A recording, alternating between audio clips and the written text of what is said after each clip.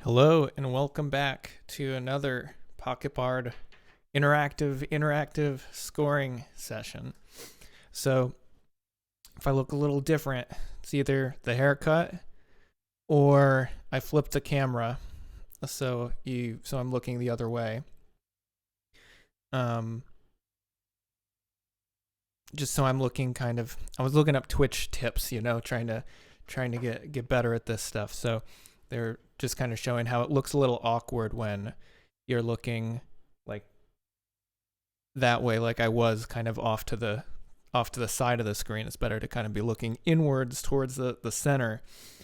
Eventually I'm going to set up another camera, try to get a little bit better angle, because I'm kind of got a little always looking down at me, the camera. So I'm just going to post on our company Slack channel to try to get some more viewers real quick. But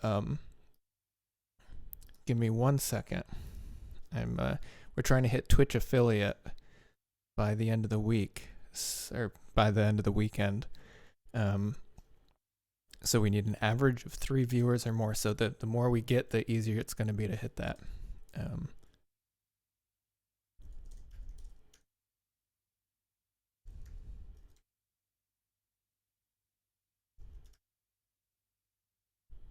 Sweet. Done. So today we are going to be continuing on with the track we wrote yesterday. And I was thinking about, usually I'll start a new track for all these live streams, but at this point I have a whole bunch started and not finished. So we need to start making some deliveries so we can get the new Setting Sail scene out to you as soon as possible. So we're going to try to finish the track that we started yesterday. So that means we're going to have a little bit more fine tuning today. So it's maybe a little bit more nitpicky. We might focus on one passage many times and really try to think a lot more about the details than the overall arc and structure. So what you're going to get some insight into today is that editing process, refining, and the more subtleties of the arranging. Again, so the new version of Pocket Bard is out with a lot of stuff. I'm working on editing a dev update that Chase recorded for TikTok. So I got to get back to work on that towards the end of the night. But we're here for the next hour and a half, 2 hours. According to the Twitch schedule, it says 2 hours, so I guess that's what it'll be. And we're going to try to finish this track. Again, we started this yesterday, and it was the 4th track in the new Setting Sail scene. And this scene really is when you're, getting ready and leaving port, the crew's really getting the ship underway, and you're setting sail. So there's a lot of kind of trying to not imitate, but try to create the impression of waves and wind and just kind of the sense of adventure when starting out, getting the ship rolling out of port. So let's take a listen. The idea that we were given by Stacy yesterday was, or actually I think it was by Nancy potentially. I can't quite remember. Sorry about that. Was climbing up into the crow's nest. Someone suggested it. I'll say that. So that's how we start this off. We're kind of indicating the base of there's the ship down below, which we use some cellos with a tremolo to kind of create the impression of that. And then we move up using the C7 arpeggio going into a whole tone scale to kind of create the feeling of climbing up the rigging, getting a little bit more precarious as you go up. It's a little tension up until you get to the top, when you then see this big expanse of land. After that, we kind of pan back down to the busy deck and show musically the crew being busy on deck, getting the ship underway. So let's take a listen to what we did yesterday, and then we'll get to work cleaning it up. Here we go.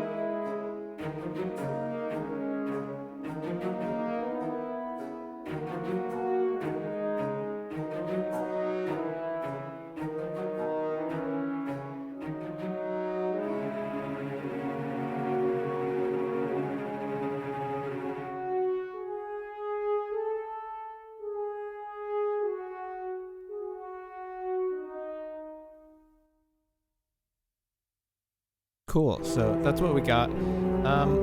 Let's just start at the beginning and clean it up. So, okay, let's go with this section. Let's set the markers here so we're focused on it.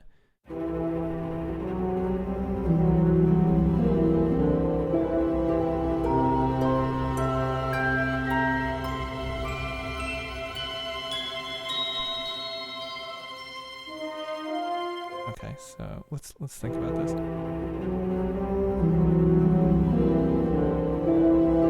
I think that tuba needs a little bit more definition. So why don't we add another instrument to double that?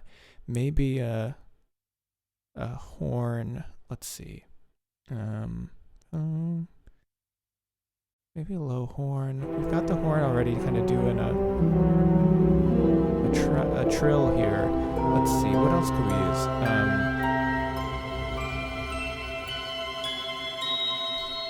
Maybe the viola. Let's see if we can get down there. Oh, I gotta turn my keyboard on.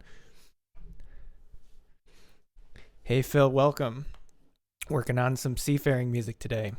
So this is a track I got started yesterday, and we're gonna be doing some editing and cleanup. So this is gonna be a little bit less start from scratch as we generally do, but I'm gonna try to make it fun. So you can rank the fun level of 1 to 3 as we go. So right now we're climbing up the rigging.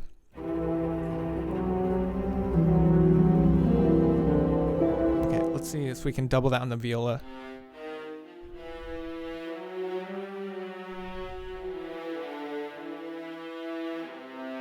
Yeah, that'll be nice because it ends on that C, which is the lowest note on the viola, so they can just play that open string nice there. So that warmth. Whoops, missed the entrance. Let's put that click track on and try that again.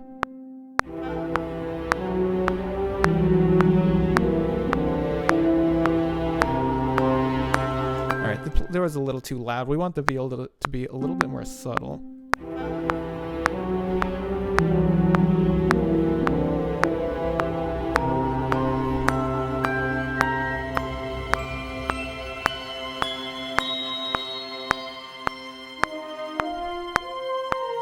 So also, I think it should go into a tremolo there. So let's add so instead of just holding that note when we get to this note, we'll start doing that.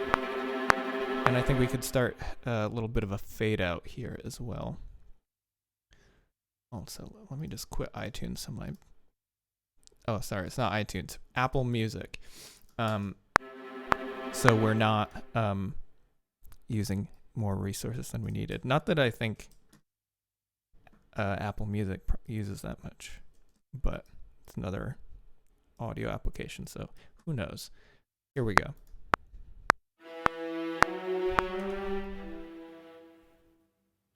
Well, that was late, but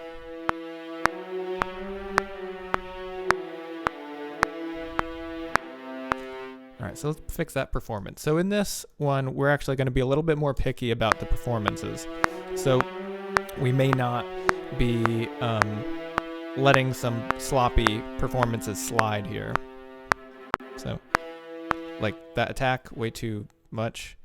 Let's try to see why that is. Maybe just a little bit. Dynamics were a little too high. There we go. I think we could even get away with a little bit more of a crescendo in.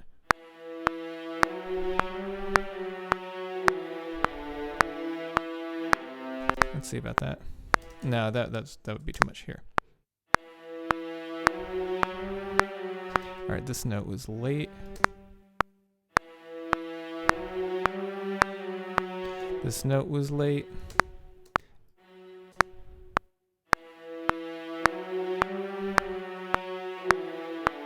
And then I think we could have them kind of do a rebow right here. So we're going to create a little bit of a rebowing. I don't think we need this change here, but they should restart the note here and not have it be legato. But I do think that, again, the attack of that note was a little much. So let's try that again. I think we could have that note decrescendo out a little bit more like a wave.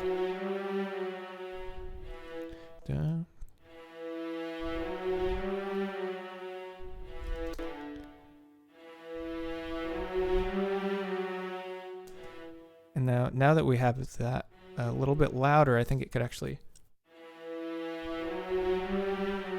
drag a little bit more.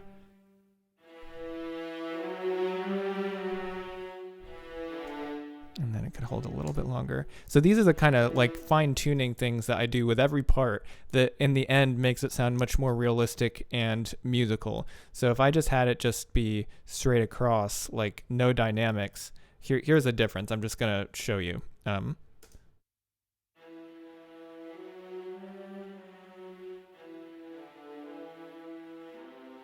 Like honestly, that wasn't too bad because it made it pretty quiet. But if we were to do just like as loud as possible the whole time.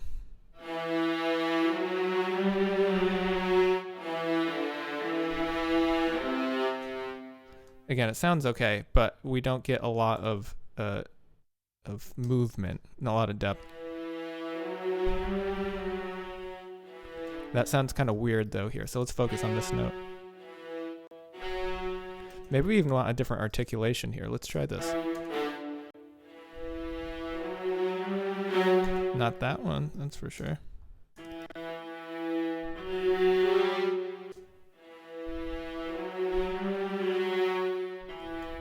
So a portato there is what I have, which might actually be better, but we need to clean it up.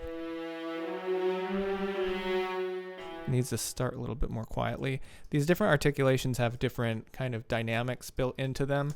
So what on this data right here might be showing for the dynamics of the legato, so the where it's slurred together, with the portato, this key switch down here changes this note to this F sharp here.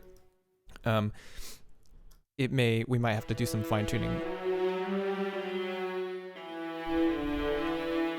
And then obviously we need to go back to legato here. That might even not even sound the best, but let's.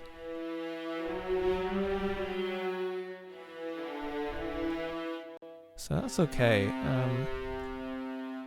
But then we need to bring this down a little bit, enhance its. And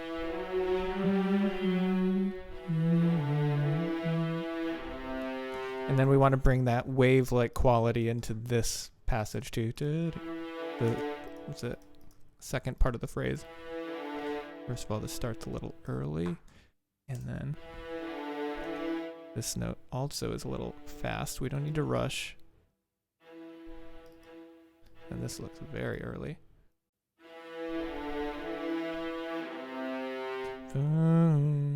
So we got a faster wave. And then we kind of move down. Let's see how that sounds. No. Okay. Going back to how it was. But we do need to decrescendo a little bit starting there. But not like that. You could kind of hear the MIDI. And then we could even do a little bit of a crescendo back into that note and then out. Let's see how that.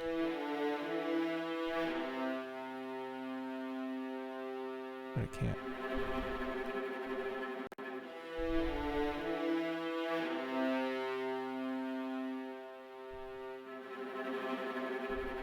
Okay, good.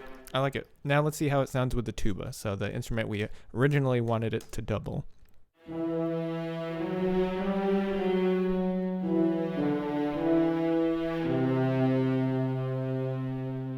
Okay, so I don't think we want the tuba to have so much vibrato here. So let's take a listen. That's a little intense. So let's take that out, which is assigned to this MIDI controller. So now it shouldn't have vibrato.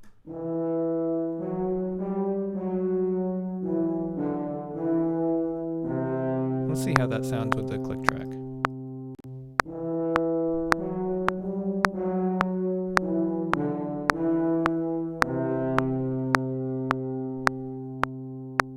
And let's have him kind of end the note a little earlier.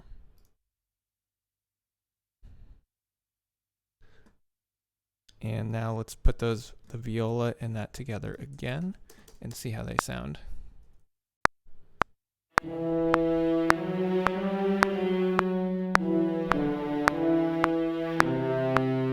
So they're definitely playing the passage articulated differently, right? The tuba's dun dun dun dun. It's got a lot more tonguing and separation between the notes, but I think it sounds pretty good together. So let's take a listen. Let's unsolo this and see how we're doing.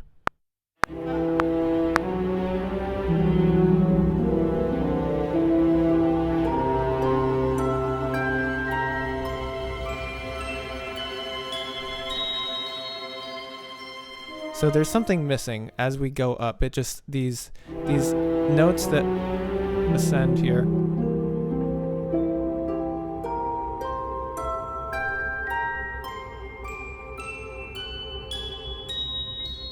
I think we need the harp wherever harp got lost.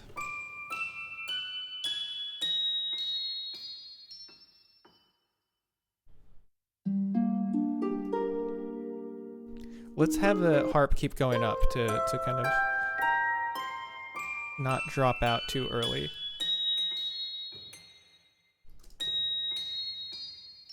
And let's also... Oh, that sounded nice.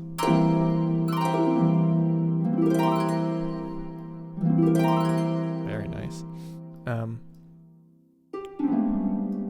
Let's bring the harp, also bring another octave down.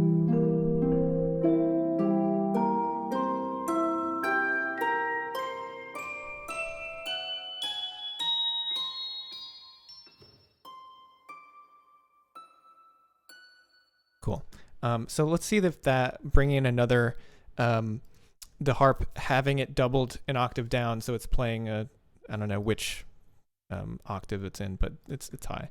But bringing a little bit of an octave down from that helps kind of add to the weight and make it not disappear too much. We do want it to fade out, kind of decrescendo out that ascending part, but we don't want it to just totally evaporate.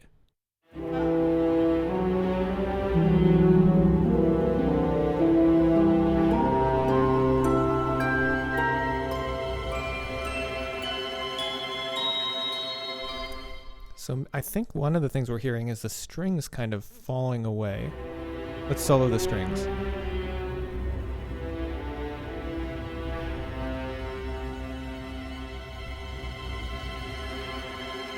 Yeah, right there, the bass. That's what I was hearing. There was some lack of something was disappearing, and I think it's that bass tremolo here.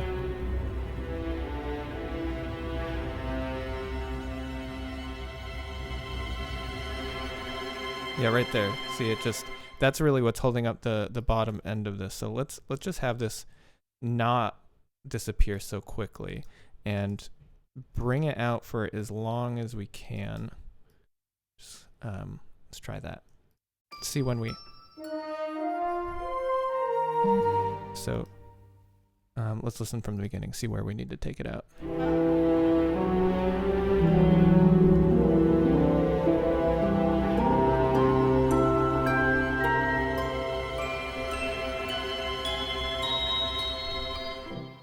Also, I think this piano, it shouldn't be holding the low notes out for as long. And I think actually we want it... I think we might want it to start an octave higher and then jump down, kind of like a shepherd's tune.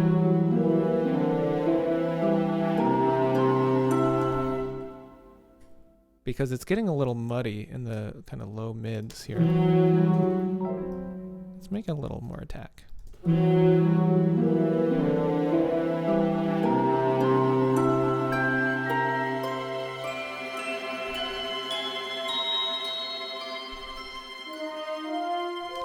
And then let's also make sure that these horns here, that the melody that comes in on the flute and the horns is actually works with the notes above it.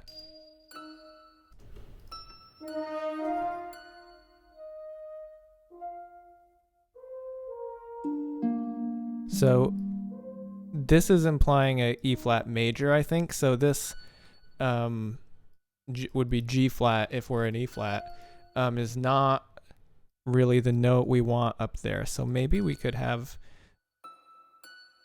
that top note come down to an E flat.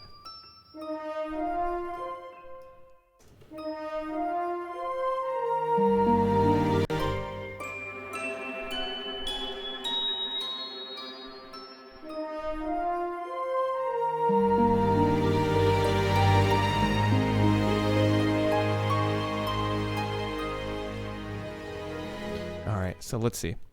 So climbing the rigging.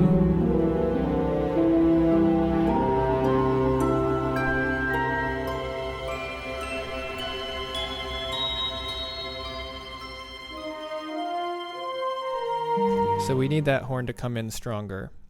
We actually talked about this yesterday, but it's a little quiet. So why don't we bring the dynamics down of what's still going on here?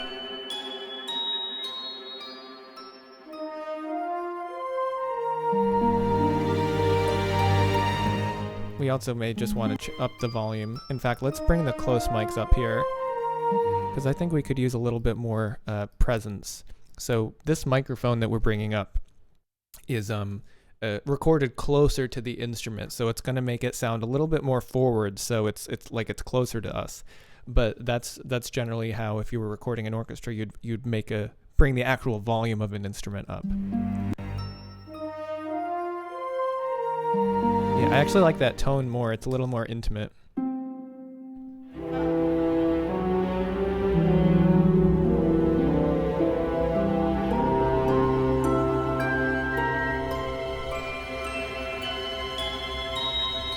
I'm going to bring that up on the flute too.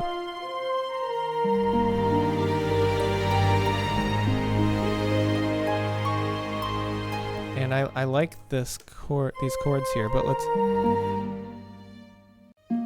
there's a specific line in here that actually it's on the probably violin one. Da-da-da. I want to get even a little bit more crescendo, make it a little bit more dramatic.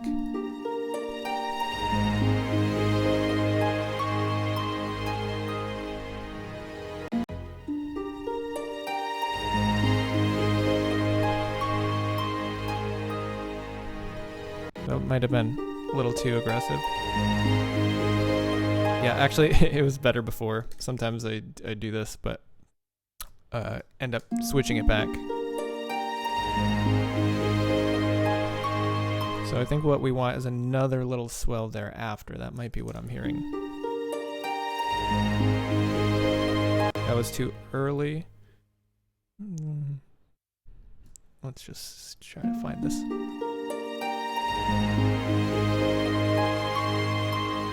I think it's maybe a little bit later.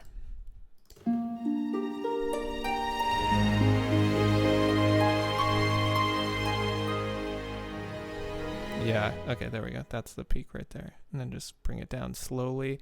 And then we get into this a little bit more, this chord, this switches to a A flat minor chord.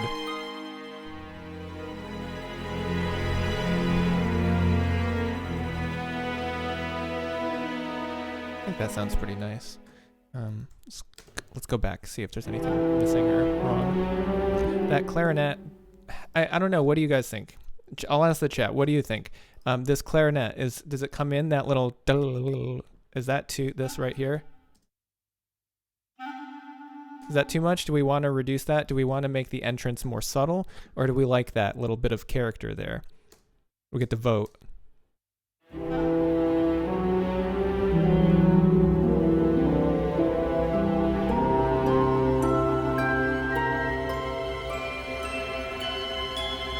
Louder is better. Yeah, get some more character.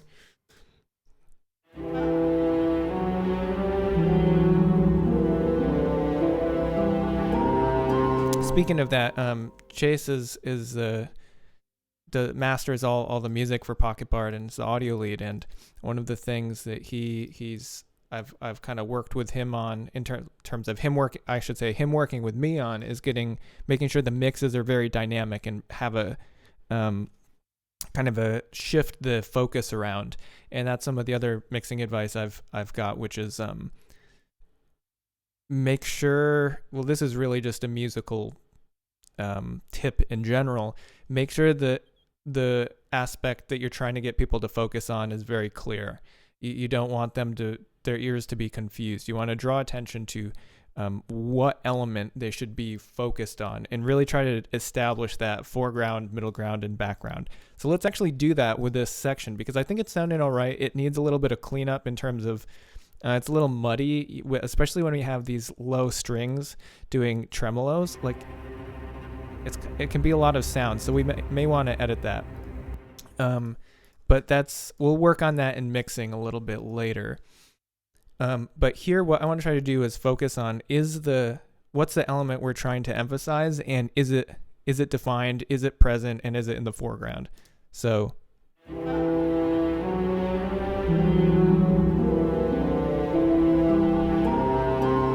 I think that's the element here, is that tuba and violin little motif. Also, that tuba sounds, I think it's the violin coming the viola coming in a little early that makes it sound off. And the clarinet, let's have the clarinet actually come in a little bit closer to on beat. Delayed is a little better, maybe in between.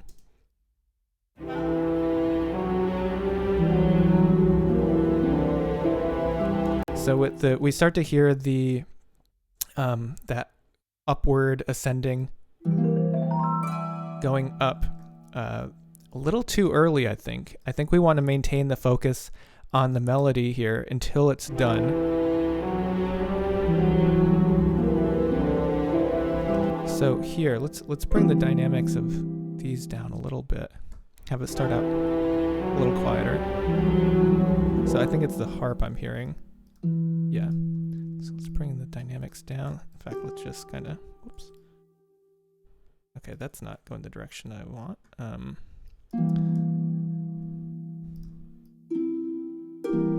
Let's bring these down and just kind of smooth out the dynamics. All right, let's try that.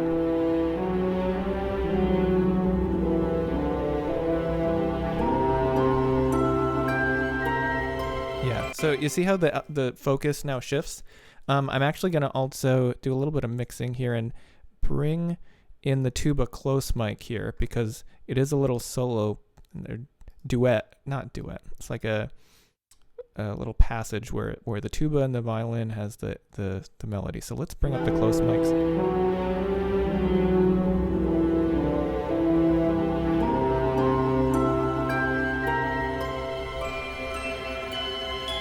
And I think the tuba can get out of the way a little bit faster too. Let's bring the volume down. Let's listen again.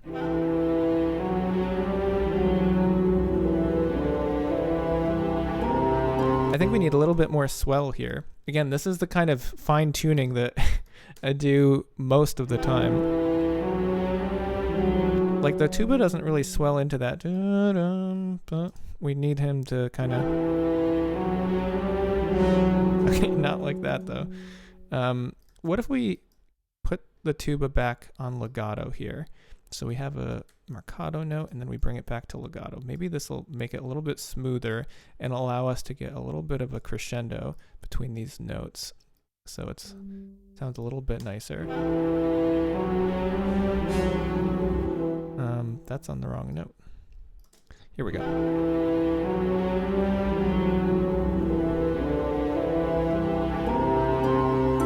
I think that's actually going to be true of here as well. Let's try it. Let's see if we can get this swell to actually go into the note here.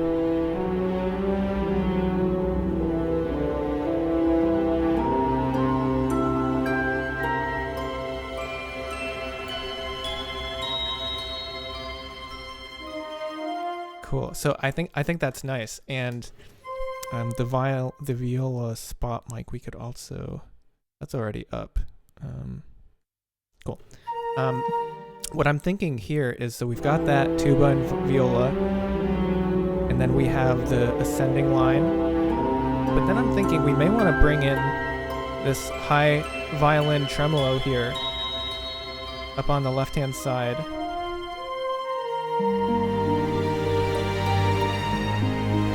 Hello, Grim Patron, welcome, and glad to have your first time chat here.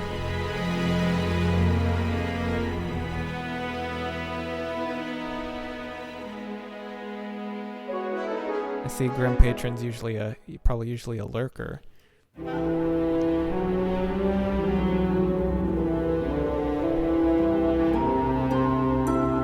So now let's bring up this violin, this tremolo here.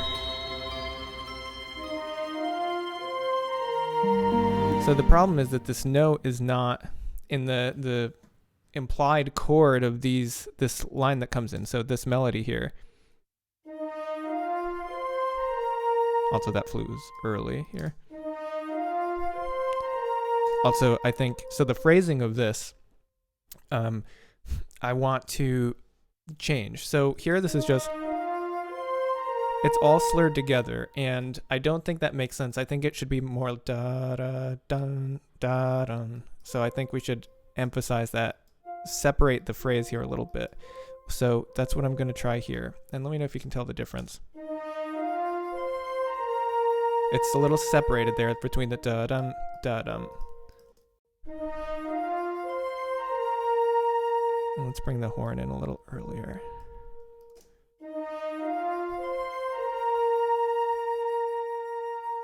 And I think the horn can actually play that into that swell into the next note there a little bit more too.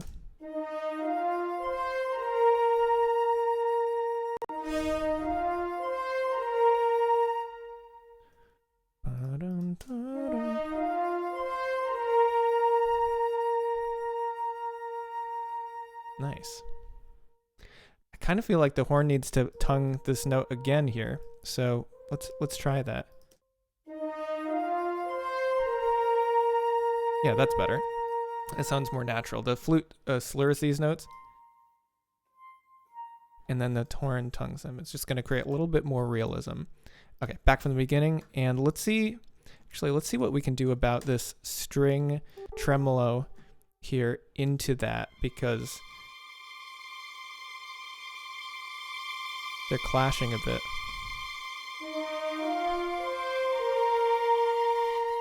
So, oh, is it a trill? Oh, maybe that's why. Oh no, it is a tremolo.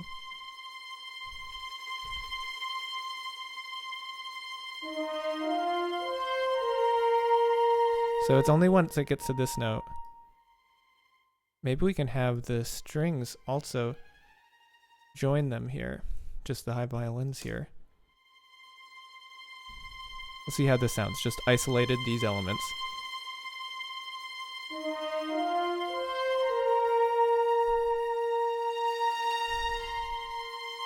Yeah, there we go. That's better. So we fixed it. That's what this really is just constantly problem solving, and we may need to change the note after that, but it's better. Now let's listen from the beginning again.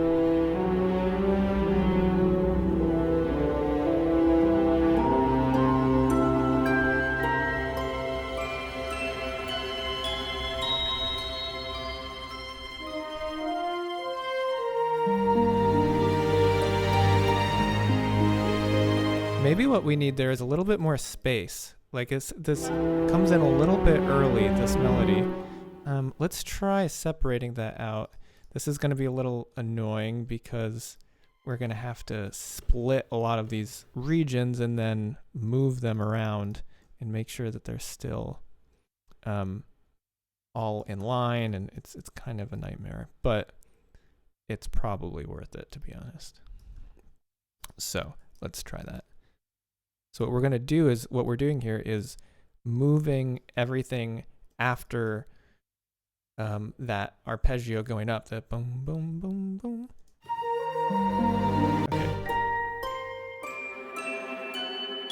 Okay. So why don't we move it a measure back and see if it gives a little bit more space. Is that the right spot?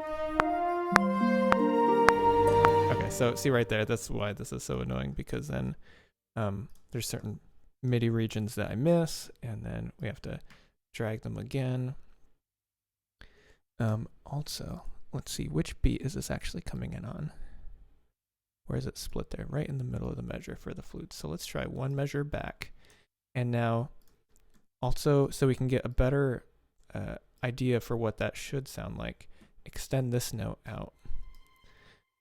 Let's see if that space makes gives us a little bit more room to accept that we're moving on to a new section.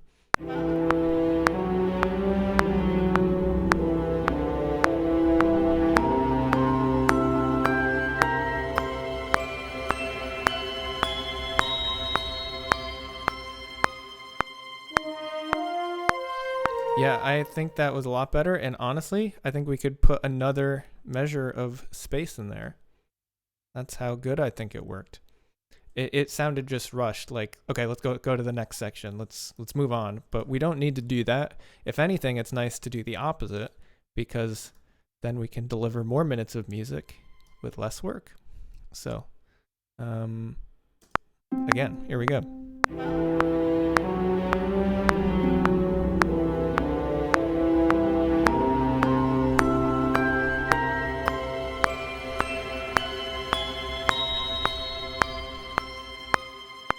Okay, we should now that we are able to, we should not have this note. We should go down to the E flat. We need to have it continue the whole tone scale and continue into kind of nothingness. Let's see. Cool.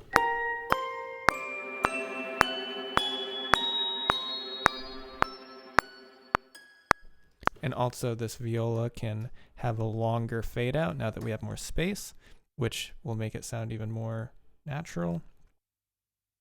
Or maybe I shouldn't say natural, but like smoother.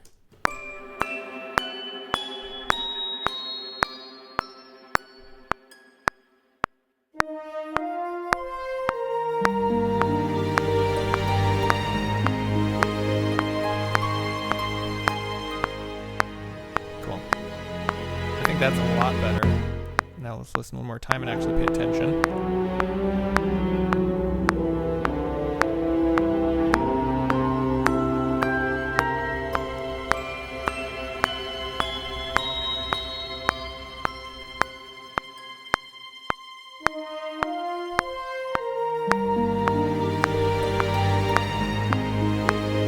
Okay, that's good.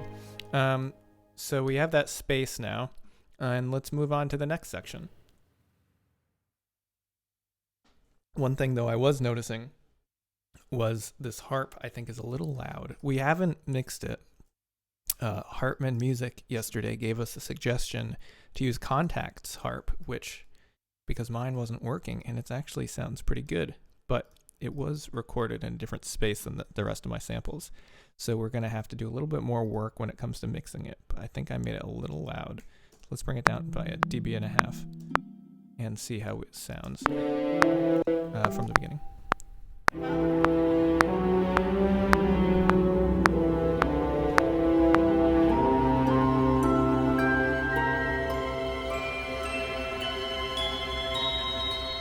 Also, these need to be quantized a little bit. They're a little off the rhythm, which, is, we want it to be kind of loose, but not that loose. You know what? I think we need to make this kind of lose sense of time. So we're actually going to start making it more off, and we want it. That's what sounds a little bit weird here, is it just kind of trails off, but it's still got the rhythm. It's like it's dynamically changed or kind of fallen off where it's supposed to be, but not rhythmically. Like it's still on beat, which doesn't feel very natural. Like we reference a lot of the music we've listened to, and in classical, generally there's going to be a lot of tempo shifts, and all aspects of the music are going to move together with the rhythm and the dynamics. So as you get quieter, very often we're used to hearing the music slow down and the tempo to pull back a little bit. So let's see if this sounds a little bit more natural as it fades off into the sky.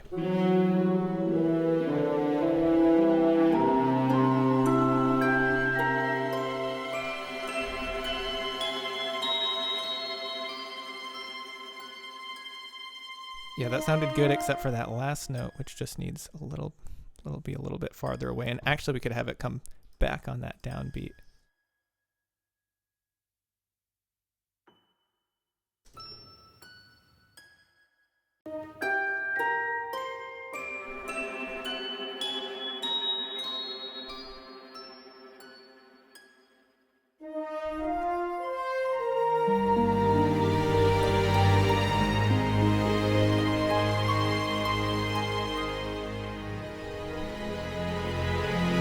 Yeah, I think that was actually a lot better. Okay, again from the beginning, here we go.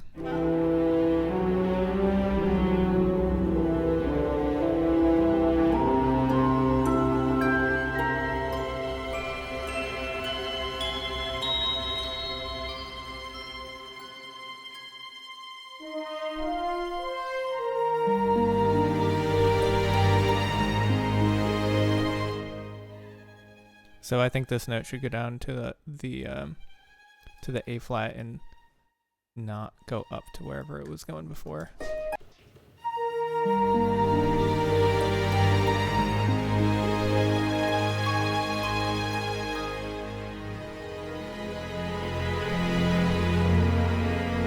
But with it being on the A flat, we're not going to want it to be so present. So this note is not as important anymore. It's just the root, right? Before it was the major third up here, so it was kind of important that it stand out. This, we already have the root, I think, in the bass, so we don't want to have it be too.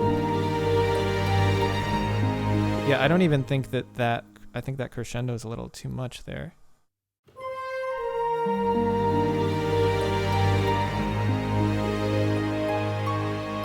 Although maybe that was the one I was editing earlier to make it more intense. It probably was. Let me just undo that so I kind of preserve the original vision. Let's go back to that.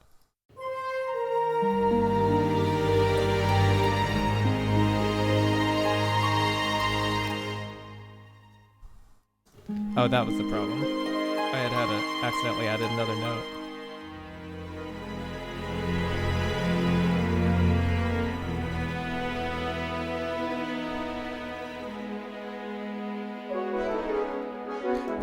Alright, so let's focus on this middle section here. From right where the flutes and horns come in.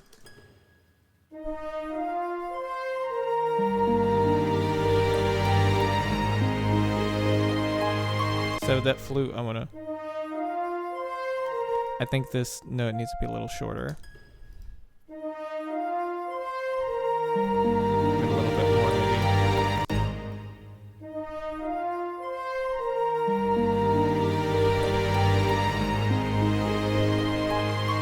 Now let's think about primary focus and where does it shift after the horn and the flute plays that.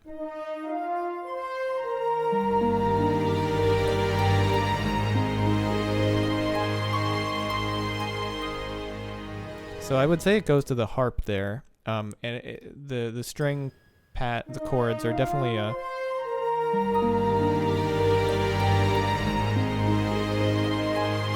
so this is definitely rushing a bit.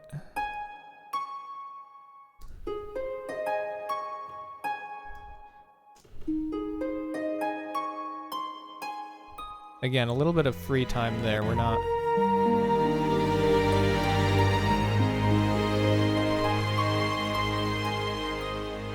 So that could actually be a little late, that last note.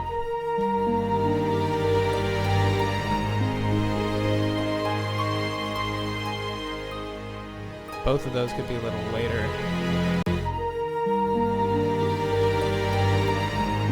Because we don't have any rhythmic elements here, really. Like, we're getting our sense of where the tempo is from that harp. See, without that, it's just this wash. Like, where's the beat? You can kind of intuit where it is from where we've been, but the harp kind of keeps that. And it doesn't do it very well at the beginning here, so let's fix that. Like, that's definitely...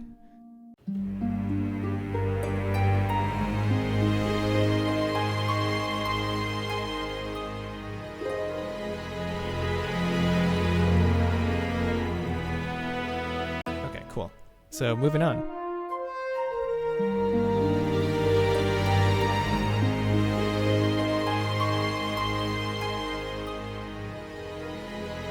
And do we want to have that harp doubled with anything? What if we added just doubled it on the Celeste? Let's just see how that sounds.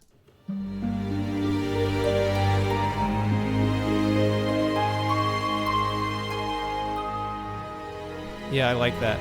Also, this is something that I use in the sci-fi quite a lot, this Celeste here. and it's a little out of tune, or at least the way that it's. Yeah, I'm just gonna say it's a little out of tune, and it sounds really good. It just, I don't know, it creates a little bit more tension.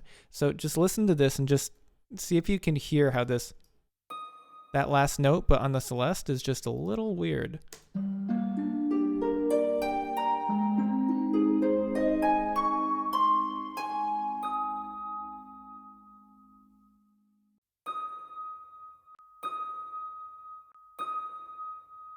It just sounds like I think it sounds a bit sharp. Anyway, sometimes having a little bit of imperfections, or in this case, or just in general, having imperfection in the music is what makes it sound much more natural. And very often, I'll even go into some of the instruments and use the pitch change to make it out of tune. So if I have 3 trumpets, for example, I may actually go in, and I do this pretty consistently, especially when the trumpets are playing loud and fast. I'll go into trumpet 2 generally, and if they're going like up a passage, I'll make the trumpet 2 get slightly flat as they get to the top of the run or the top of the passage, just like they kind of undershot the notes a little bit.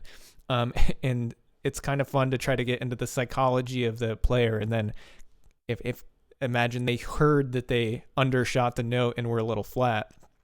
So then the next note, when the next entrance they have, they are a little sharp, or the next time they do it, they're a little sharp. They overshoot it a little bit.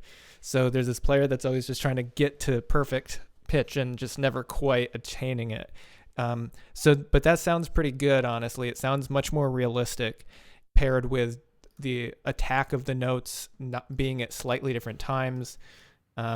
That's something that when I'm working on a battle track at some point, I'll definitely show you, and maybe we'll even get to that in this track or use that. But anyway, all right. The flute keeps doing going too fast there.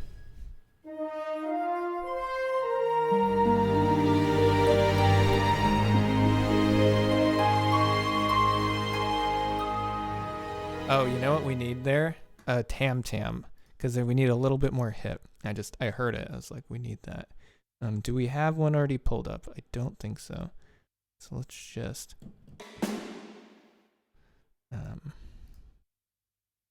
let's make this tam-tam. And the tam-tam is like a big gong cymbal type thing. And it's really cool. I'm sure you'll recognize the sound. Unpitched metals, tam-tam, and I like the big one. 130 centimeters, I think. No, that's too big. I want the 100.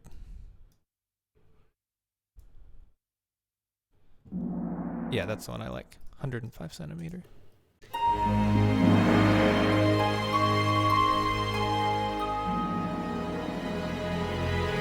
So let me fix that to make sure it's on its beat, but.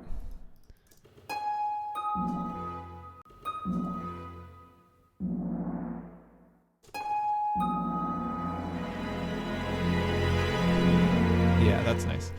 And I want to back that up even a little bit, maybe like low notes on the piano to create some weight there.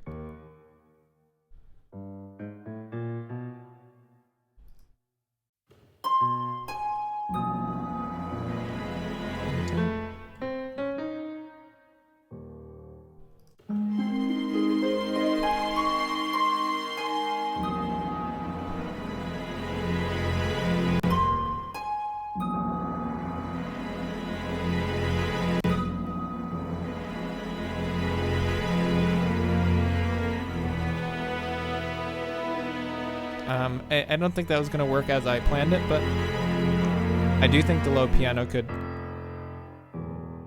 add a little bit of weight here. So let's try that.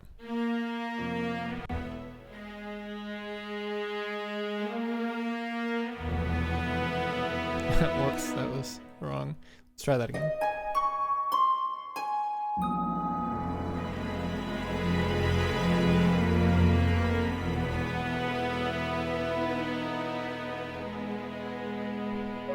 one of the things this helps to do is just kind of change the textures a bit as we move along.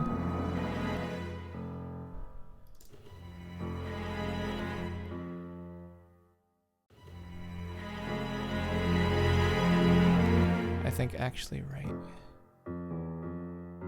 here that could come in. Let's see.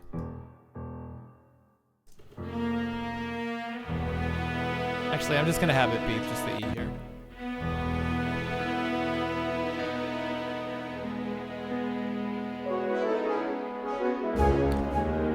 I think those horns there, first of all, they're a little, I don't know, they're a little too brassy right there, so we need to make that a little bit smoother. But I think one of the ways we could do that is have them doubled with.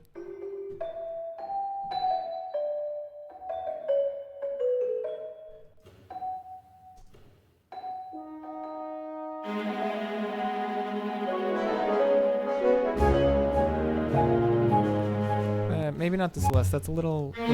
They're both a little soft. The horns and the Celeste. So maybe.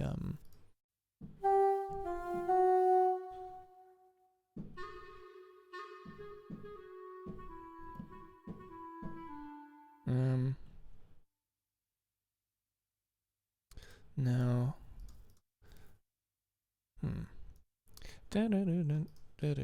Maybe. Oh, probably pizzicato strings. Yeah.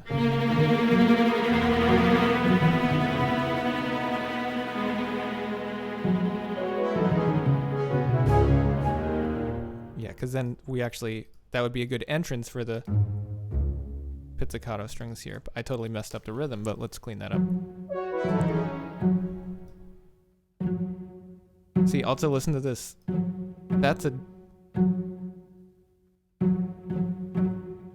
This is a very different. That sounds flat to me compared to the horns.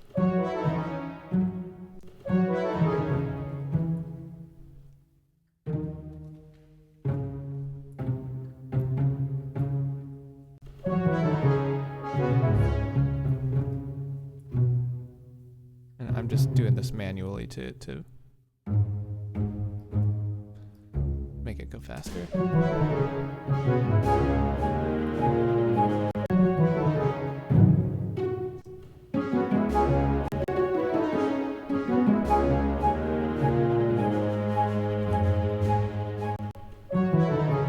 And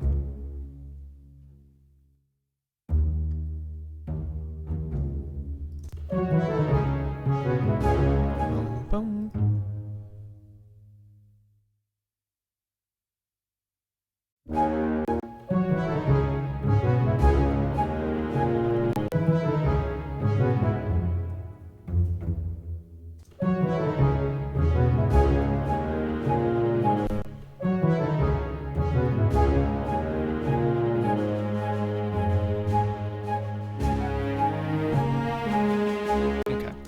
Let's keep focusing on this section.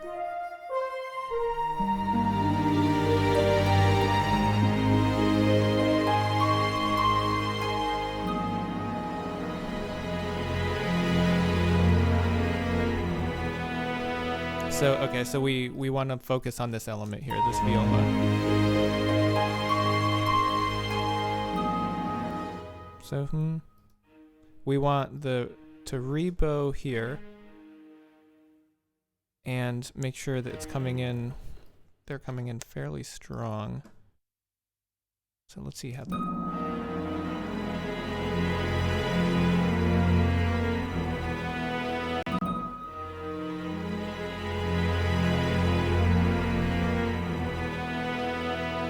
Also, we might want a little bit more vibrato here. So let's see, what are we at? Yeah, so we're on the kind of a low vibrato. Some of these instruments act a little bit differently, so we're gonna add some vibrato here. So let's see the difference of this.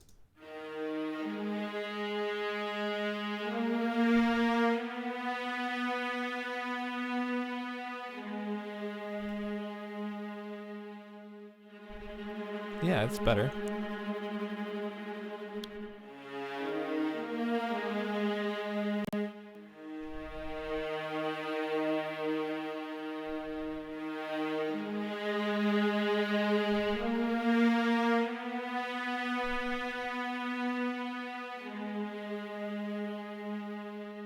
Actually sounds pretty nice. What would happen if we doubled it? Like we just took this and we added another viola patch to it. Oh, now see, this is what I'm talking about with these being different. So right here, this control that we used we brought down that has more vibrato for the other violin. Now we need to bring it up because this one has the controls mapped differently. So now we would need it to be in the middle. I gotta talk to Orchestral Tools about this. We should probably have some consistency with where these are, like maybe at the bottom with none and going up to more and more intense, like on the old Berlin series. Anyway. See, that's a little too much there for just this held note, but then once the primary line of it, okay, that's too little, so then we want back here to like a romantic kind of normal.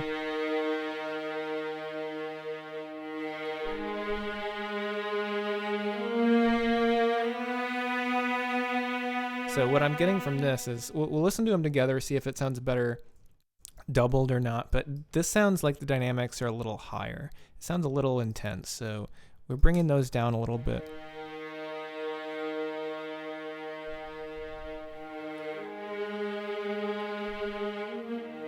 And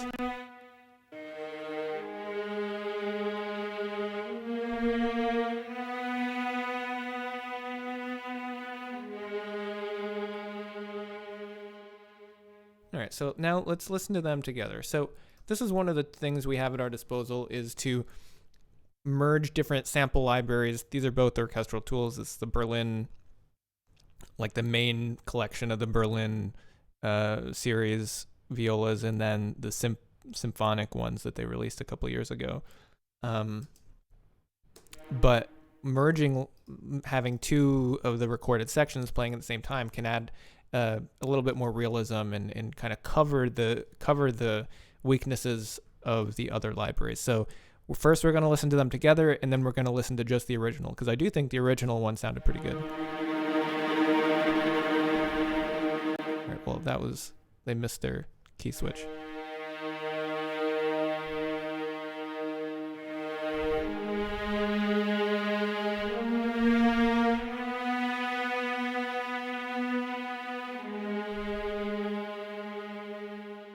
Versus just the original. And if you're in the chat listening, let me know if you have a preference.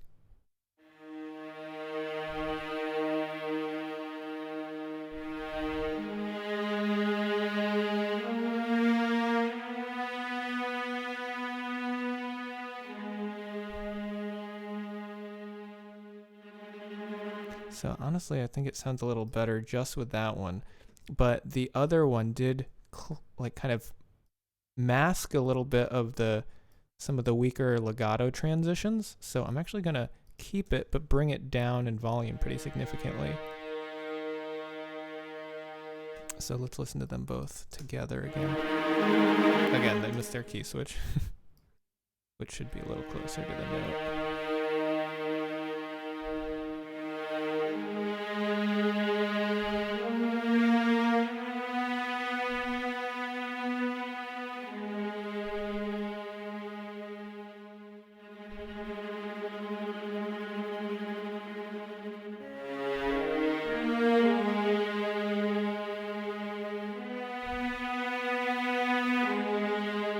Now they sound pretty good together at this point.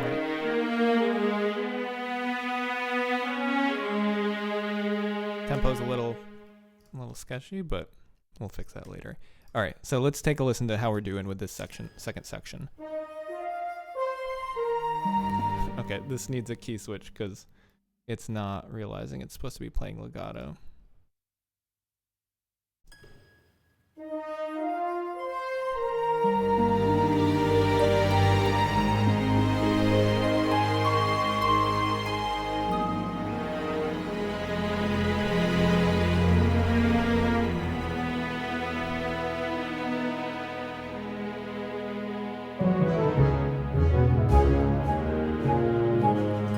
Okay, cool. Honestly, I think the cello could double the viola as well. right here, we're actually gonna cut the cello part and actually once again bring in the viola down and double it once again with up until the cello actually comes in back with a unique part, which is here. And so we're just going to have a lot more doubling of the viola and cello here. And hopefully that will continue to work out and not hurt the music. So let's see. Delete, drag. So, okay, now we got the viola and another viola section and the cello, so let's take a listen.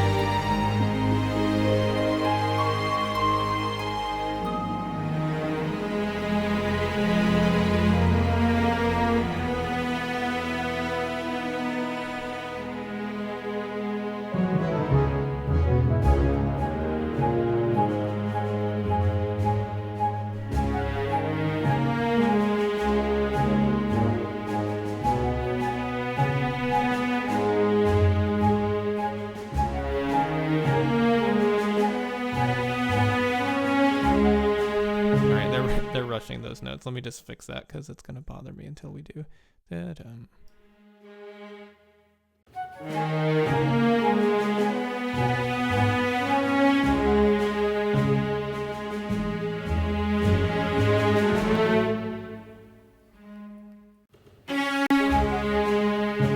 Right here, the melody's actually a little too present.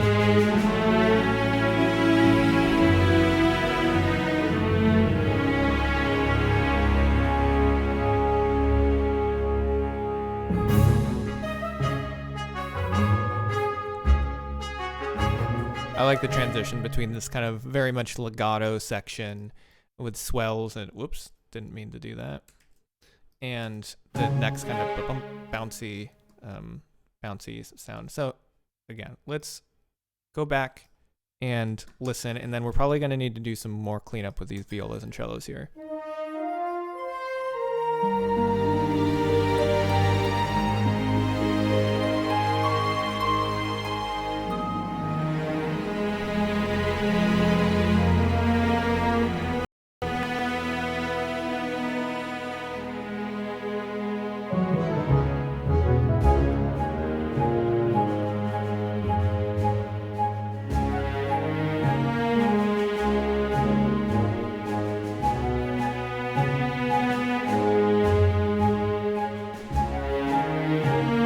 So I'm gonna cut the other viola part starting here because it sounds a little much and I don't think it's needed.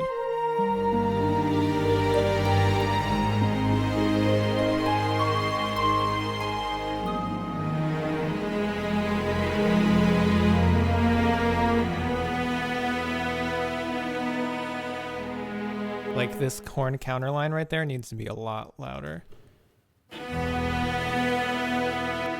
And that is, let's double that. Make sure that we have more than one horn playing it. And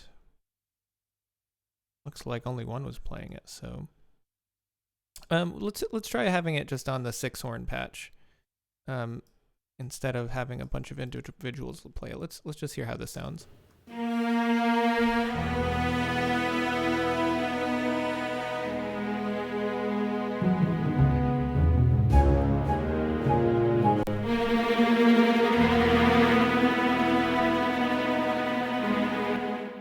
That tremolo in the strings is way too loud.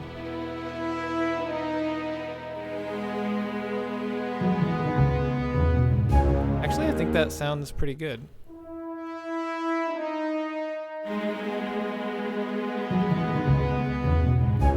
But does it sound better alone? Let's see.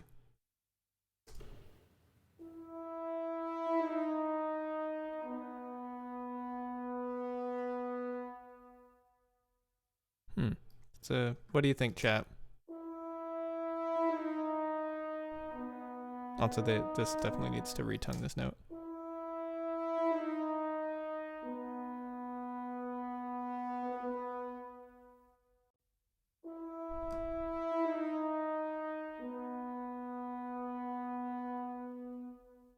I think it sounds better just with the solo one. So we cleaned that up. It sounds nice. Let's just have it doubled with horn 4.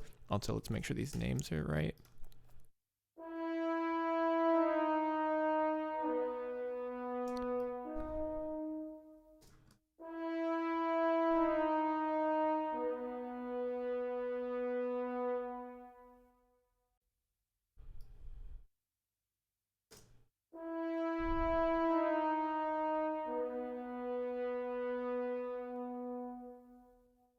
Let's see how they sound together.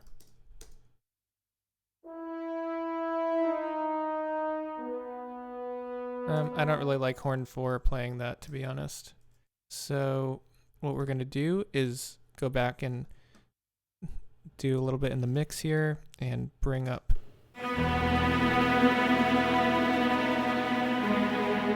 Oh, actually, that's not routed to. I should have realized that earlier too. It's actually, this isn't doing anything here for anything other than the 6 horns.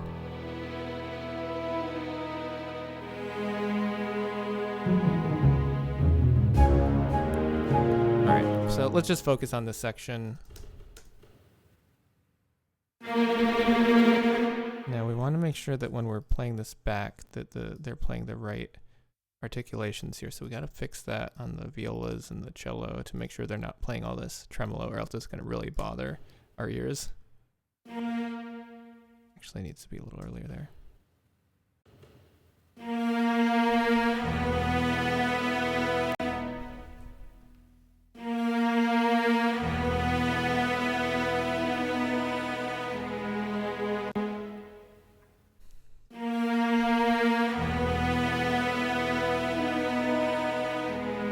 I think we need the backup of that 6 horns, honestly. It's a little too much to win out over these instruments. We can, however, pull this viola back a bit again.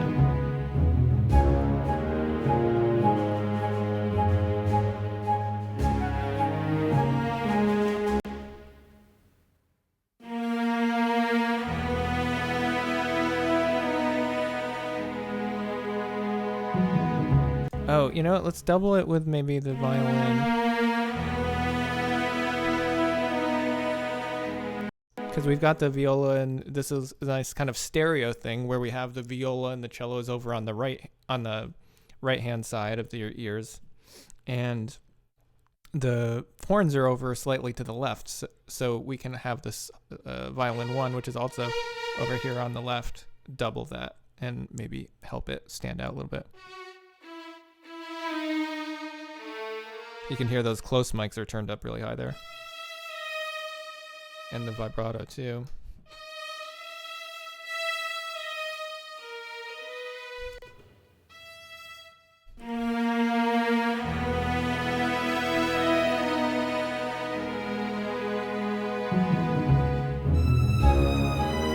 So those close mics are way too loud. So I'm going to, oh yeah, there is plus 6 dB. That's too much.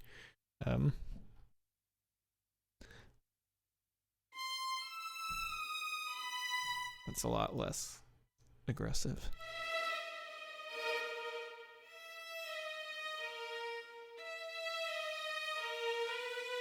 That doesn't sound the best.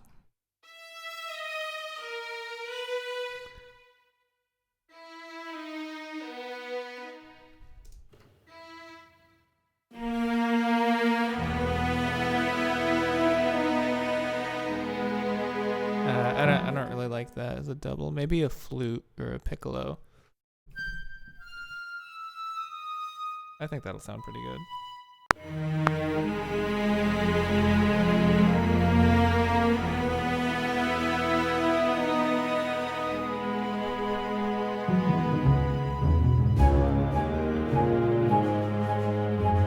And then definitely we're not going to play a D there. But we can have it go and double the flutes after that.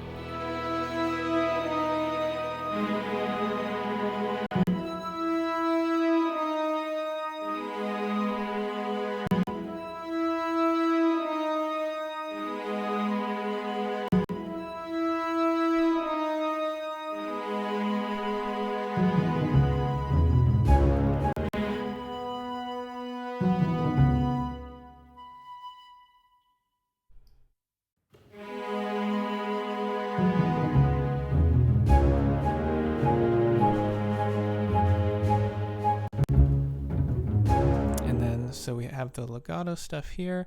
Let's just clean this up so we don't have unused MIDI regions. And then once we get to here, we can start playing like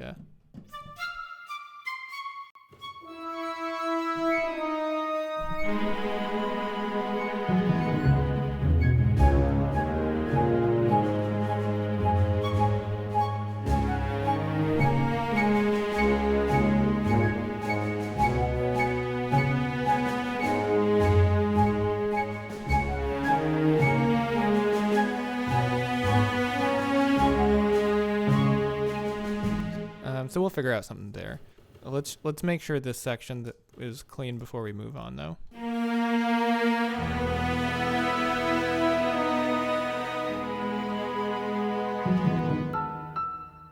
What if we put the piano with it too?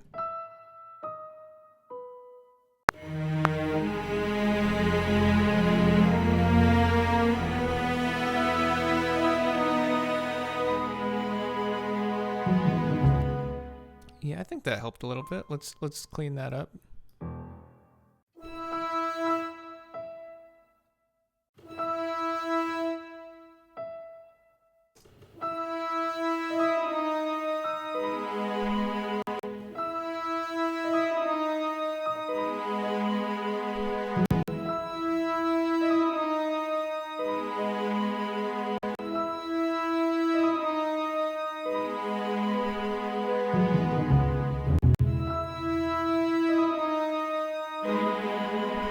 I'm just trying to get the timing right here with the beginning of the notes.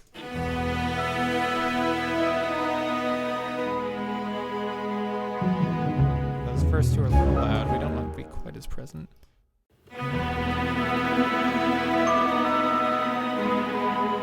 Oh, the other thing we could have there is...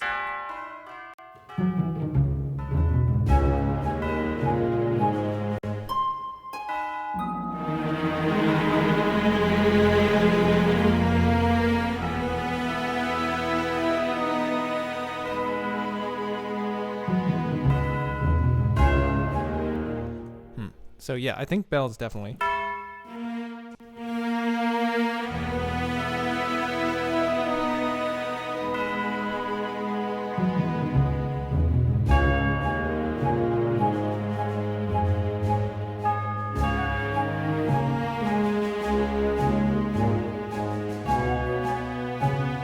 It's kind of like the ship bell. We have this going on later.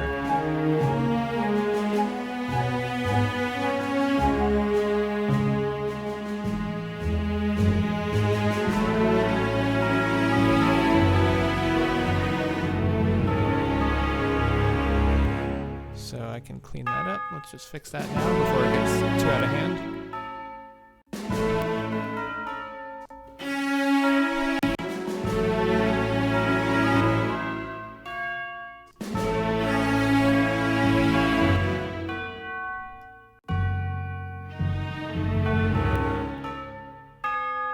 So I think this is the note I was thinking.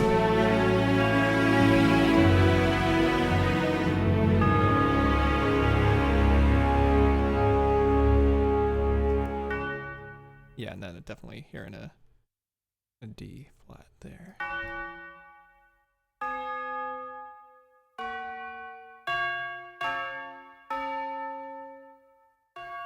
Cool.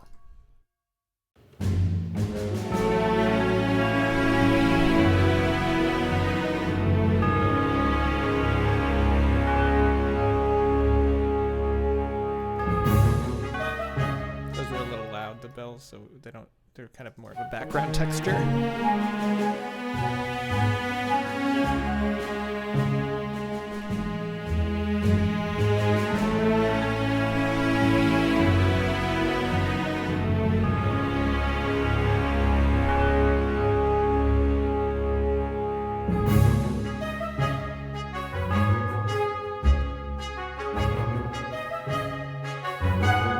So now that we're getting into kind of towards the end of what we were writing, let's go back to the beginning and see if our focus stays clearly on what we're trying to be focused on, the melody or whatever musical element it is as we go through it, and see if there's any point where kind of feel like we get lost or lose the plot. So let's take a listen.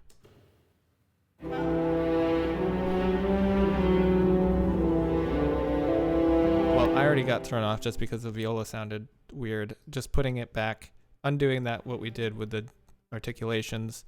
I'm taking the dynamics down. It was just not what I was hoping for it to sound like. So.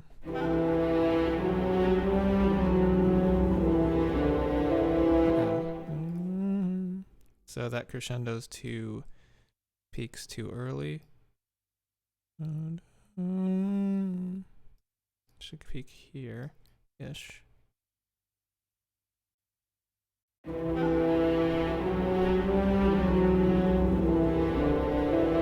Yeah, much better. And then we want this to not be quite as extreme there.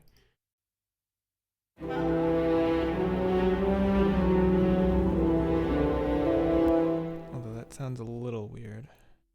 I don't know. Sometimes these are hard to make sound good.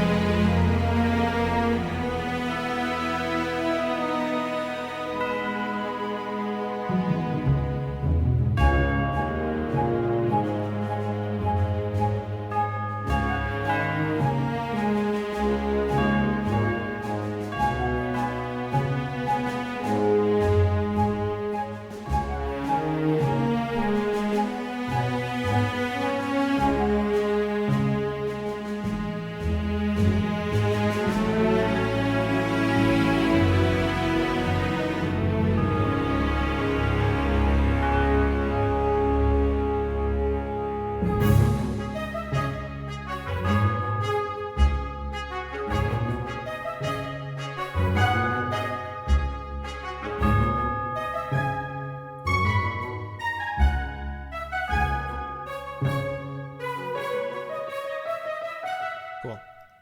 There was a few things I wanted to change. Let's go through and clean those up so that we can be happy with where we're at before we move into kind of finishing up the rest of it. I don't know. This viola is just sounding terrible, in my opinion. You know what? The cello might sound better. We're going to switch them. Is this in range? Yeah, it's the lowest note on the viola, so we're going to... It's hard to move. Did it.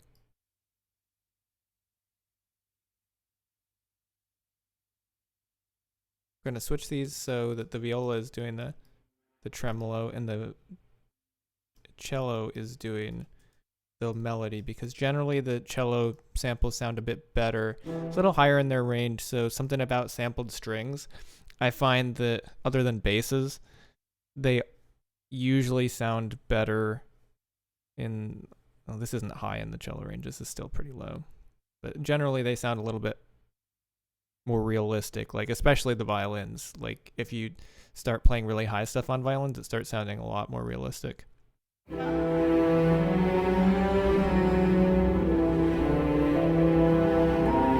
That's so much better already. We can bring the dynamics down slightly, but...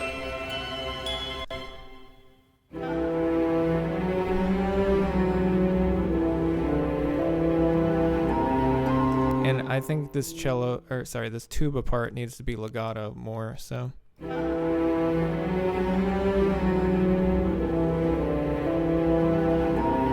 Yeah, so much better.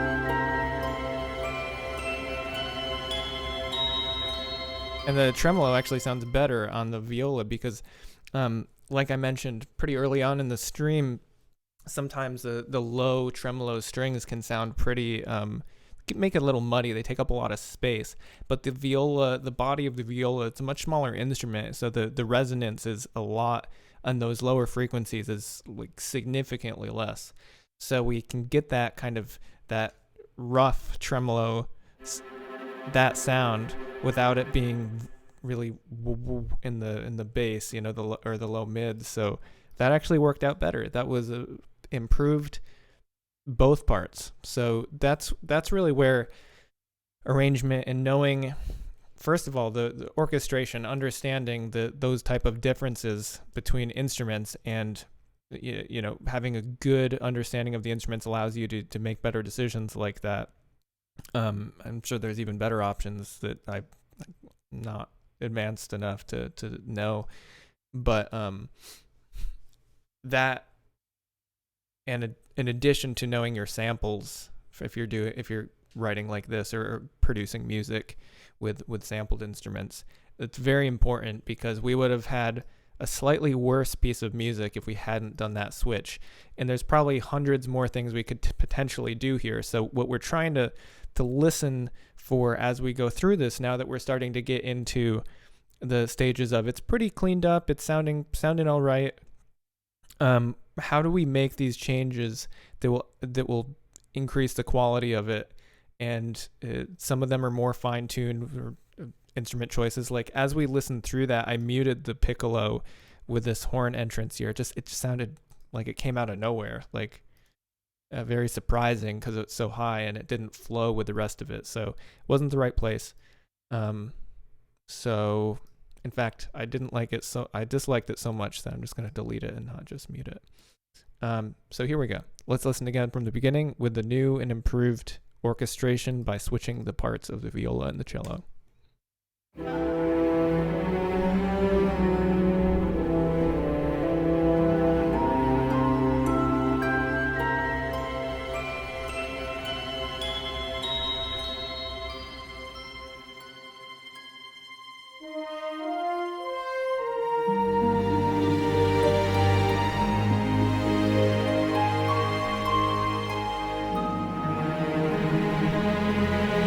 That was not right. This cello, because we switched that part, there was a key switch that wasn't ready to go. So let's listen back from where the horn and the flutes come in. And also, I felt like they didn't quite start at the same time. The MIDI notes start at the same time, but the attack of the instruments is a little different.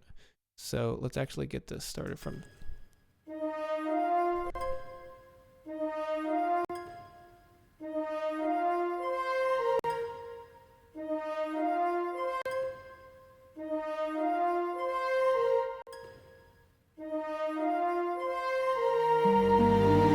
I mean, it doesn't sound like it there, really, but.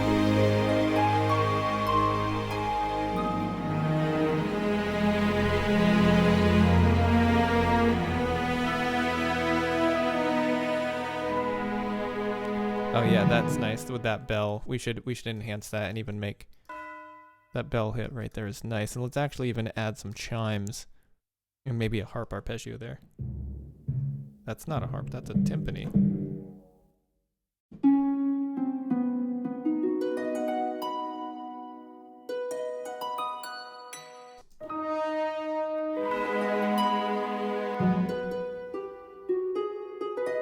Or we got an A flat minor, not a B major.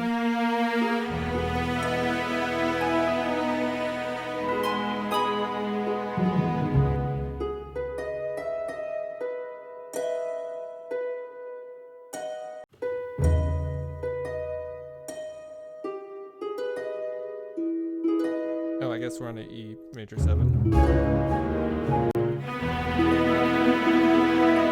Okay, no wonder the B major sounded weird. Let's try that.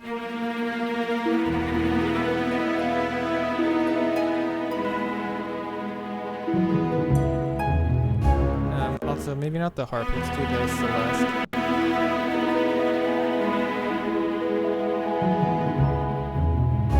No, still not quite right. Piano.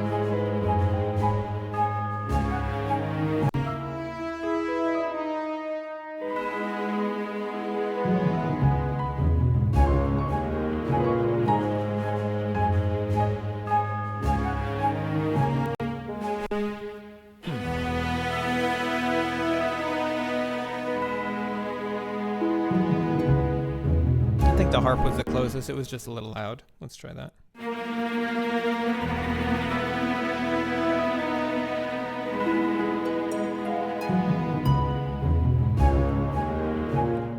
missed the top note there, and I missed a few other notes.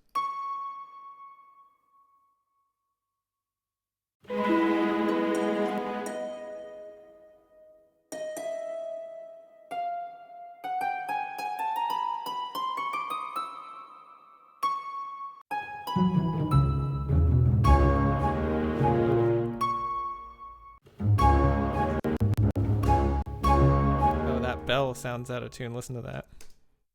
It's not bad. I kind of like that. Like, geez. That's pretty.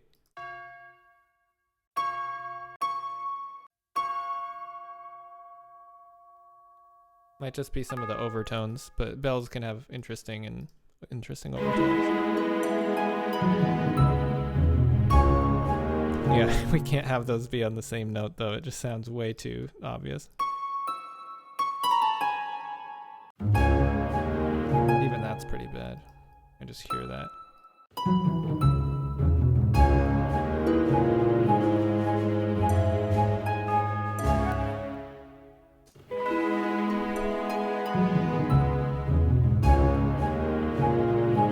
Oh, what was the original intention? We wanted chimes and we got sidetracked trying to...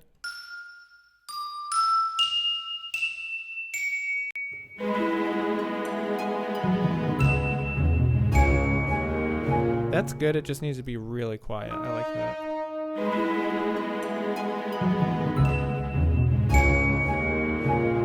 Again, glockenspiel always sounds out of tune to me, but we just make it as soft as possible and bring the volume very far down. That's inaudible, so not quite that.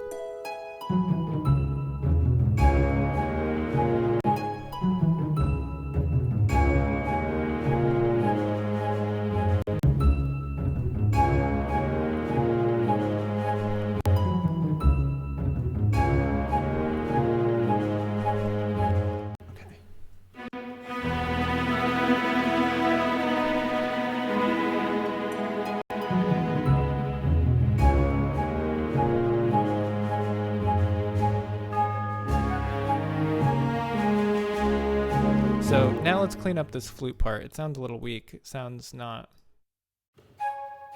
First of all, it's the same... Whoa. Let's save, by the way. First of all, it's the same player playing two notes, which is not possible. So what we should really do is bring in flute 2, or just have it doubled on the piccolo. It's a little low for the piccolo, but I think that's fine. So what I'm doing here is just deleting the notes that are not the piccolos. Piccolo is going to be playing that upper line, and then the flute will play the lower line.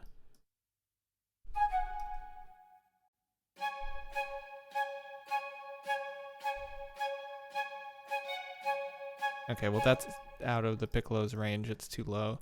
So we're going to have to do the other flute. So we're going to label this flute 1. I don't know why it was flutes anyway.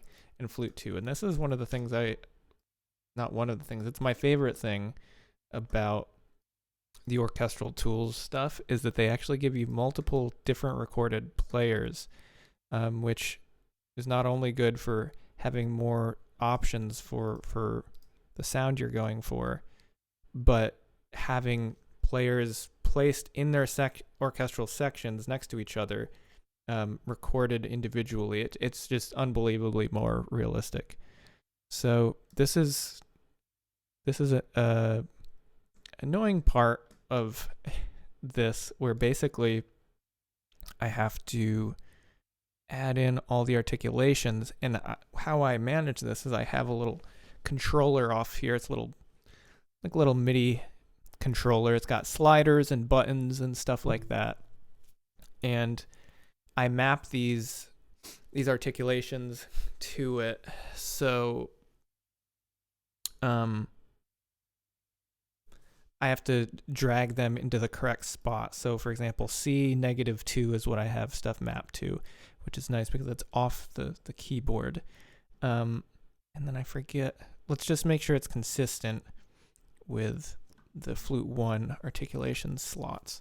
So then I had playable runs for a second. Okay, not before it. And this would be C# -2. Then it jumps to portato. Okay, so flute 2 actually has more articulations, which is interesting. Usually the first players in the orchestral tool stuff has the most. But I think what they did is they re-recorded flute 1 from the original Berlin Woodwinds. And they didn't record all the same articulations, which is interesting.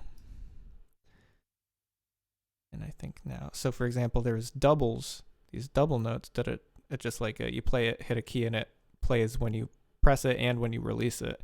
That's not here on flute 2. So they added some ones too in triples, which are, those are pretty cool. I never use them that much because the staccato short can usually handle it. Well, let's see. Okay, keeping going. So I've spent just whole days like doing this kind of stuff. So since we don't have that, this will go here, that will go there. And then at C -1, we've got normal trills. So we're going to jump up to C -1. And then we've got, sorry if this is definitely boring.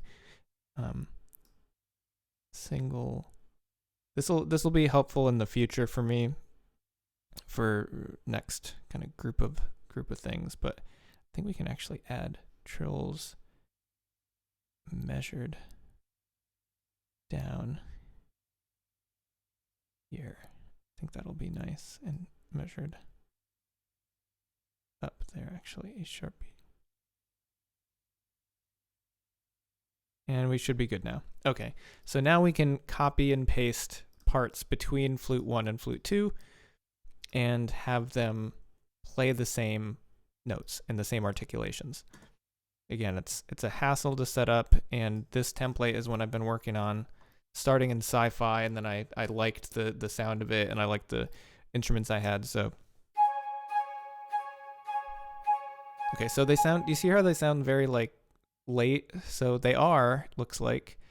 So let's just fix this fast with quantization. And I think another reason it sounds like they're kind of, sounds like a weak, I don't know, it just doesn't sound like, let's see how they sound quieter.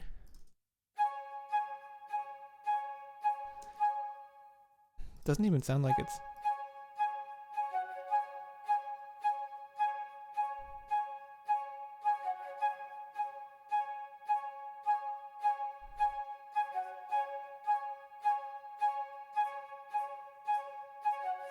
the second flute is so far behind. Listen to how far it...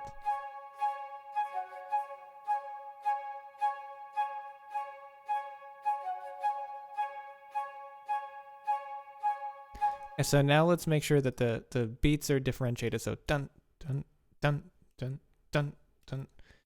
So let's do that. So every other beat is going to have a little bit more,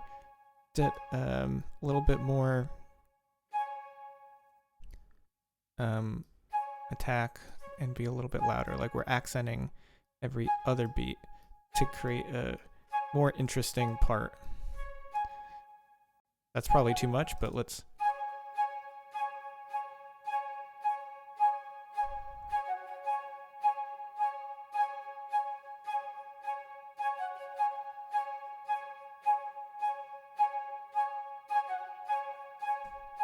I don't know, this part just... That's just not sounding good here. Let's just give up and switch the instrument. So let's put it on the English horn. Maybe that'll sound better. How does it sound? There we go. It's a little high. Might be better on an oboe, but I don't want to have to set up an oboe. So let's just move it down an octave.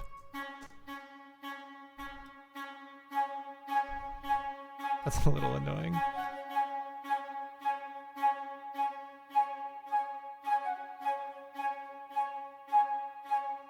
What's the bassoon doing here? Oh, it's playing the melody. Nice.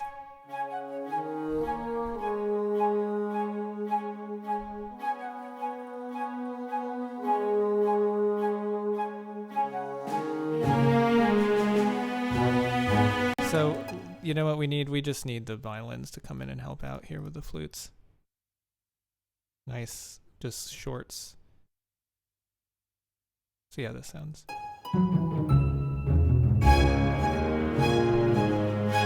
You can see the dynamics here are much more,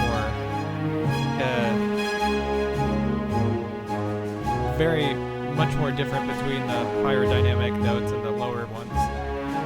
So we gotta even them out a bit.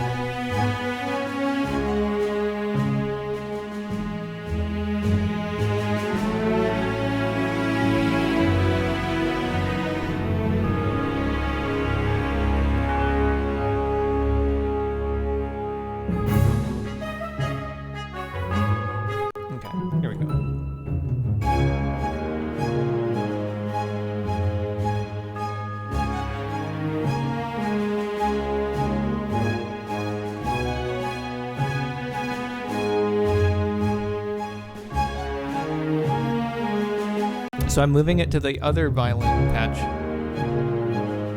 There we go, that sounds way better.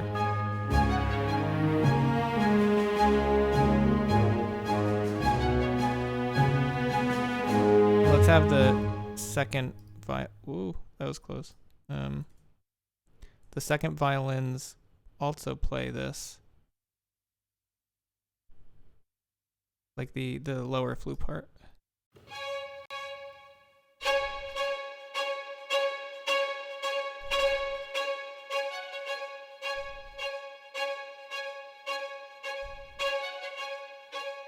I think the second violin's close mic is a little too high here. I'd rather turn this down a little bit. Won't mess with the rest of it, and also the first violin's a little close. Like this isn't, wow, this is the most important part, so we don't.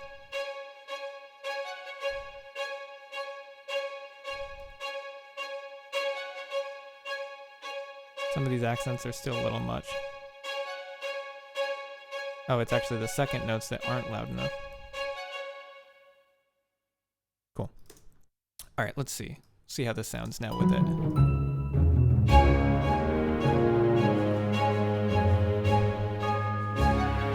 They need to be even quieter a little bit.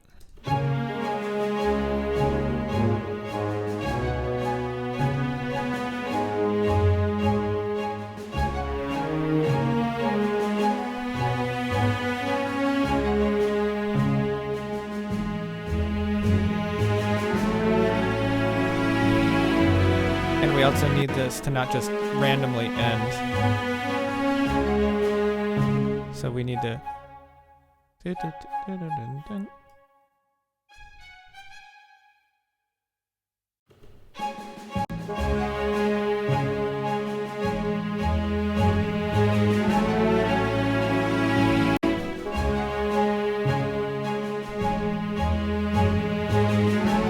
So then here we should have either the chords change here.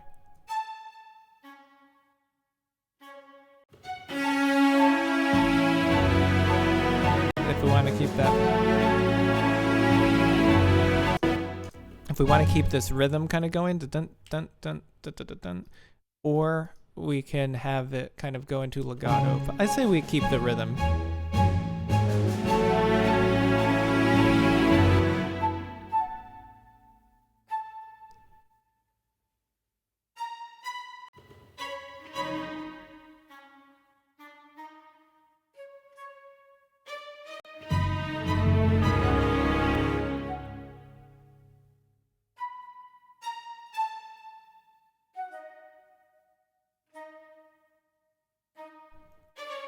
Let's see if that's the right sound we're going for.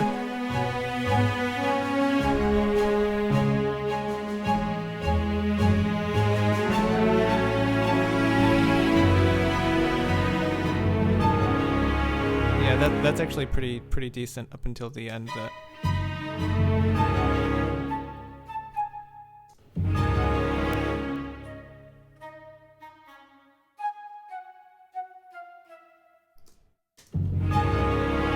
Oh, I'm just missing the violin. That's why it's all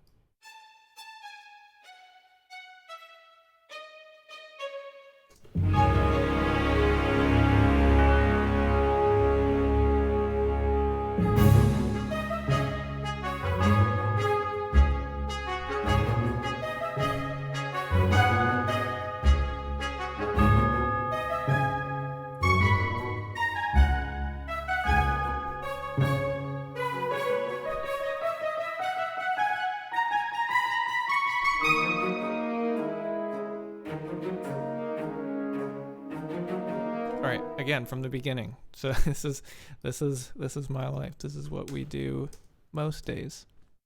Okay, this cello just now every time we go back to stuff, it sounds a little different, you know. So it sounds a little sloppy. I want to make sure that we have the right amount of vibrato here. So let's make sure that this CC3 is believe at the bottom if it's got this one.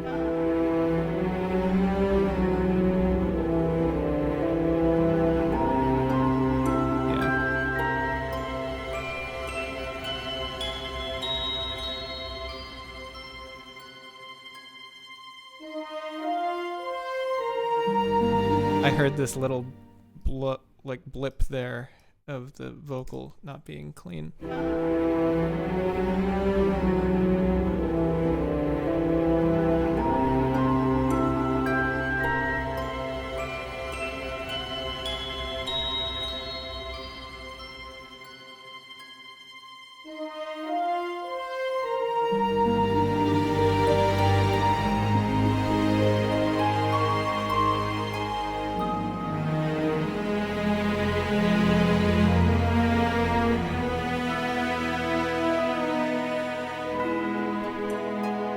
The cello is a little loud here. Sounds nice, but doesn't need to be quite as extreme with the heavy bowing.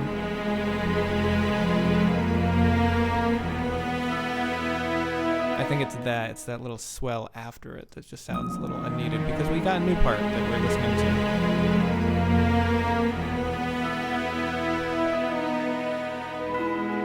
Yeah, that's it. Okay, that's the problem. I've been hearing this, but not figuring out what it was.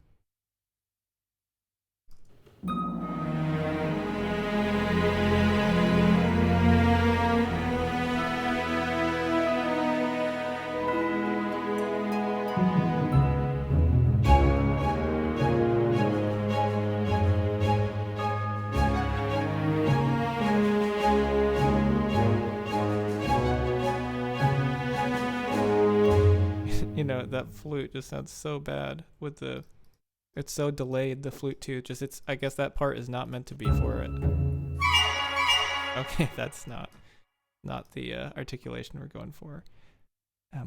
F sharp -2 instead for this one. So let's try just putting it on this general woodwind. It sounds good, pretty already a bit better.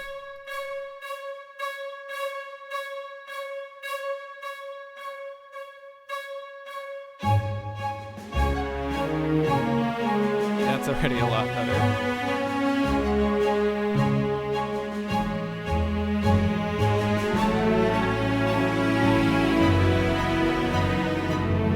So I also think we need a we need that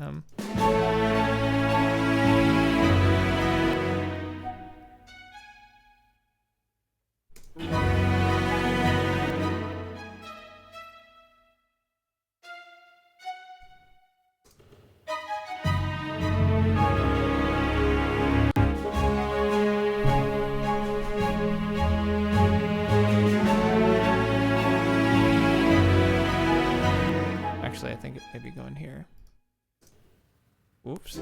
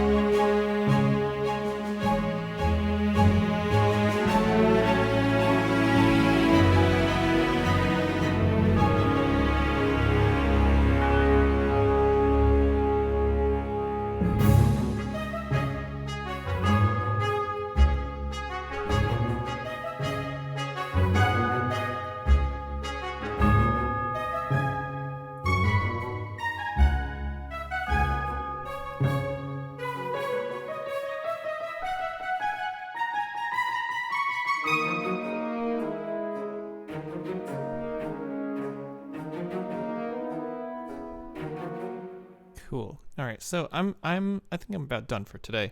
We got a bunch done. We cleaned it up. If somebody is just randomly listening to it, they might not notice a huge difference. But in the end, it's just a better piece of music than it was when we started out with it. Tomorrow I'll be back at 5 p.m. from 5 p.m. to 7 p.m.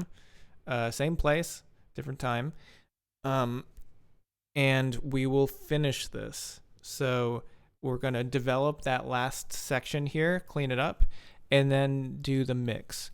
I won't be doing the intensity leveling on it, which is the kind of final stage for me. But we will be basically just working till this is done. My guess is that will take about that 2 hours. I think we can get it done right about in that amount of time.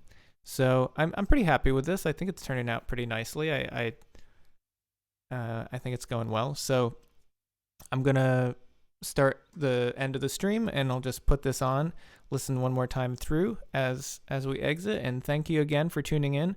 And again, check out Pocket Bard if you haven't already. I'd be kind of surprised if you were here and hadn't, but you never know. So thanks for being here, and I will see you next time.